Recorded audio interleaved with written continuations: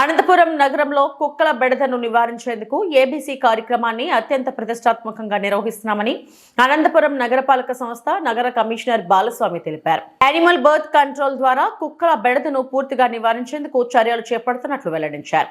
గత కొన్ని రోజుల నుంచి నగరంలో కుక్కల బెడదను నివారించేందుకు పెద్ద ఎత్తున చర్యలు తీసుకుంటున్నామని తెలిపారు. మన అనంతపురం పట్టణ పరిధిలో ఏవైతే వీధి కుక్కలు ఉన్నాయో వీటికి ఏబీసీ ఆపరేషను అంటే animal birth control operation. Birth control వల్ల మాత్రమే మనము కుక్కల్ని సంఖ్యను తగ్గించగలము. రాను రాను వాటి యొక్క నంబర్ని పూర్తిగా పట్టణ ప్రాంతాల్లోంచి తీసేయాలన్నది ప్రభుత్వం యొక్క ఆలోచన.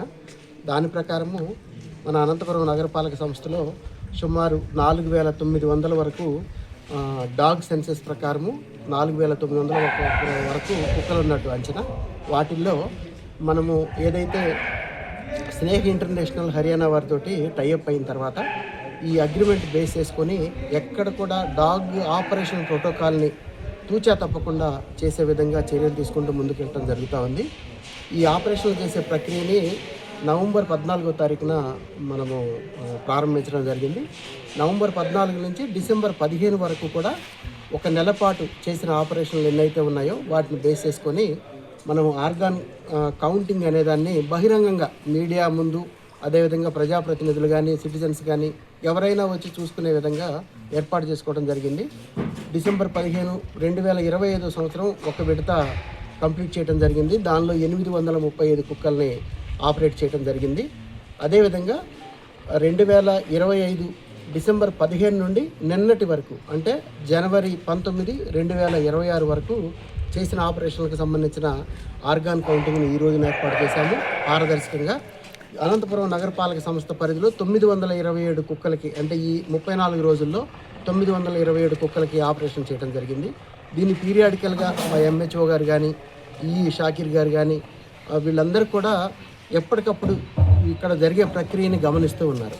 ఎక్కడ వీళ్ళకి భోజనాలు పెట్టే విషయంలో కానీ ఆపరేషన్ చేసే సమయంలో తీసుకుంటున్న కేర్ కానీ 3 రోజులు వాటికి ఇక్కడ ఉన్నప్పుడు కేవలం వాటికి చేసే ఫీడింగ్తో పాటు ఏమేమి వ్యాక్సినేషన్స్ ఇస్తున్నామో అవి ప్రాపర్గా హీల్ అయిన తర్వాతనే మనం పంపించగలుగుతున్నామో ఆరోగ్యవంతంగా అనేదాన్ని సరిచూసుకుంటూ చాలా పద్ధతైన ప్రకారం మనం వెళ్తూ ఉన్నాము. ఏజెన్సీ వారు కూడా చిత్తశుద్ధితోటి చాలా సిన్సియర్గా వర్క్ చేస్తూ ఉన్నారు.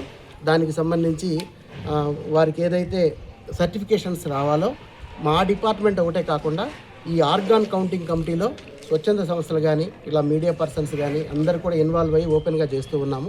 దీనిలో ప్రధాన భూమిక యానిమల్ హస్బెండరీ డిపార్ట్మెంట్ మన సురేష్ గారు కూడా వచ్చున్నారు.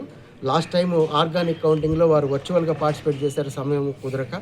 ఈసారి వారే స్వయంగా వచ్చి కూడా ఈ ఆర్గాన్ కౌంటింగ్లో పార్టిసిపేట్ చేస్తున్నారు. ఇది ఒక కలెక్టివ్ జాబ్ అండి.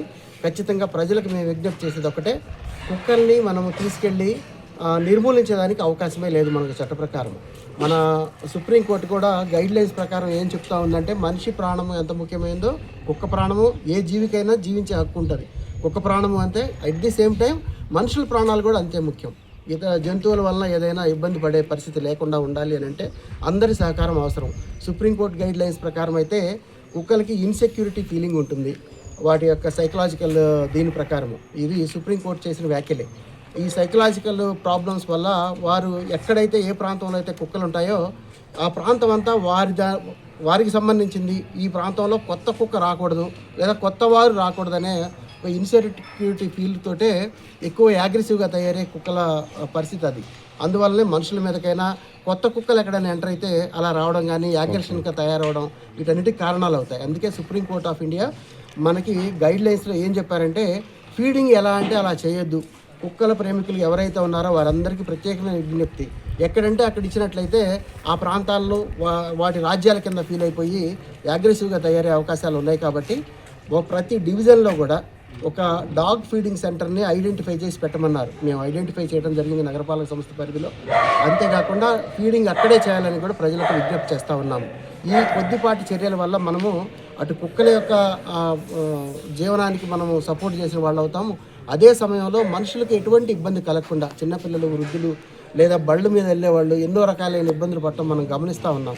దీని అందరికీ ప్రజలు సహకరించాలని కోరుకుంటూ నగరపాలక సంస్థ తరపున సుప్రీంకోర్టు ఆఫ్ ఇండియా గైడ్లైన్స్ ఏవైతే ఉన్నాయో వాటి ప్రకారం తూచా తప్పకుండా ప్రోటోకాల్స్ చేస్తూ ఉన్నాము. అందుకే ఈ డాగ్ ఆపరేషన్ సెంటర్ని ఓపెన్ టు ఆల్ పెట్టాం.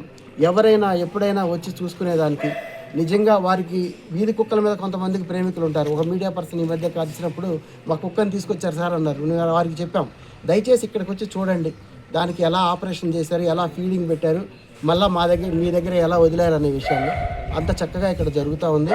అందరికీ ఒకే విజ్ఞప్తి, ఈ కుక్కల వల్ల మనుషుల ప్రాణాలకు కానీ మనుషులకు ఇబ్బంది కలగకుండా చేసే విషయంలో ప్రతి ఒక్కరూ భాగస్వామ్యం అవ్వాలి. అదే సమయంలో కుక్కలకు సంబంధించి ఏబీసీ ఆపరేషన్స్ ప్రాపర్గా జరిగేలాక ఇక్కడ ఆపరేషన్ తర్వాత కూడా పోస్ట్ కేర్తో పాటు పోస్ట్ వ్యాక్సినేషన్ చేస్తున్నాము. యాంటీ ర్యాబీస్ వ్యాక్సిన్ ఇస్తున్నాం ప్రతి కుక్కకు కూడా. ఈ విషయాలని మీ అందరి ముందు పెడుతూ సహకరించినందుకు అందరికీ కృతజ్ఞతలు.